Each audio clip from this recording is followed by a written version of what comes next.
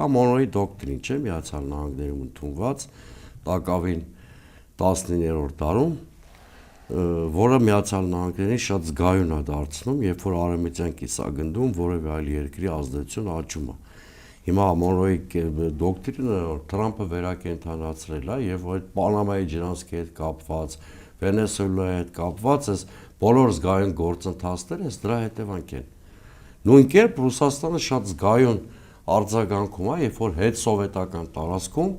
այլ աշխարհաքաղաքական կենտրոններ փորձում են ստատուս քվո փոխել։ Սա միջազգային հարաբերությունների կամ աշխարհաքաղաքականության բանաձևն է։ Այո, եւ դա չի բարի արդյոք եւ չար աշխարհաքաղաքական կենտրոններ կամ կայսրություններ չեն լինում։ Եվ դա չի արդյոք ազդեցությունը Հայաստանի ներքաղաքական քննարկումների վրա, Ռուսաստանի այդ ընկալման ազդեցությունը, որ մեր մոտ նման մեկնաբանություններ կարող են հնչել կամ հնչում են։ Չէ։ Չէ։ Մենք պիտի շատ սովորել ենք, որ բարի աշխարհաքաղաքական կենտրոններ կամ չար աշխարհաքաղաքական կենտրոններ չկան։